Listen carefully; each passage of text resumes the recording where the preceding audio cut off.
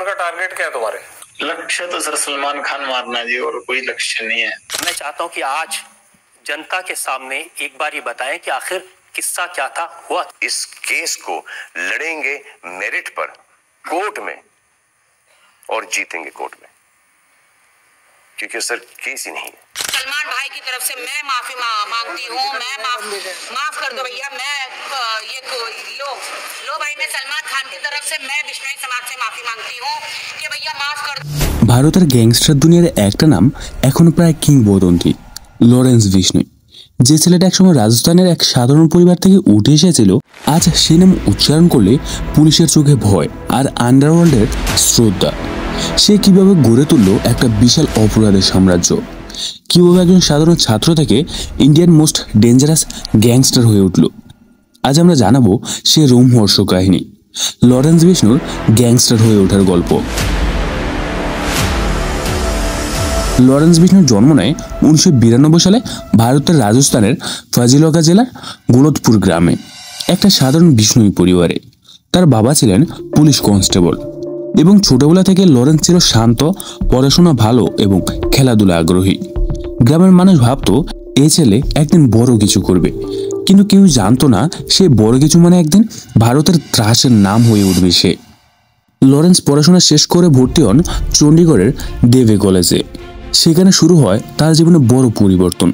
চণ্ডীগড়ের college রাজনীতি তখন খুব উত্তপ্ত। বিভিন্ন ছাত্র সংগঠনের ক্ষমতা লড়াই, প্রভাব বিস্তার, অস্ত্রের খেলা এবং টাকার রাজনীতি।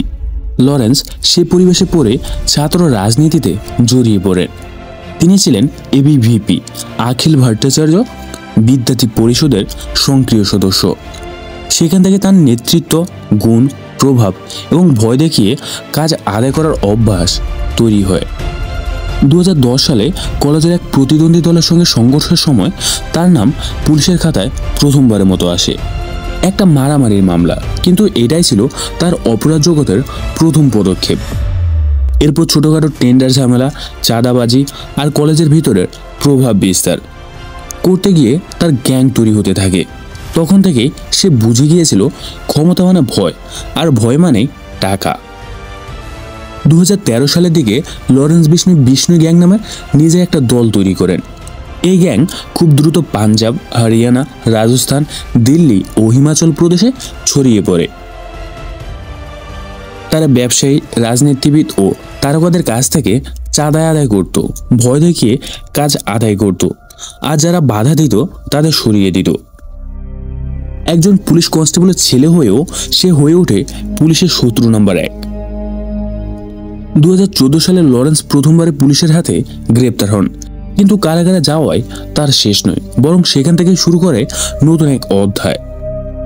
জেলের ভিতর থেকেও সে মোবাইলের মাধ্যমে গ্যাং পরিচালনা করত, নতুন সদস্য তৈরি করত আর আদেশ দিত নানা অপরাধমূলক কর্মকাণ্ডে।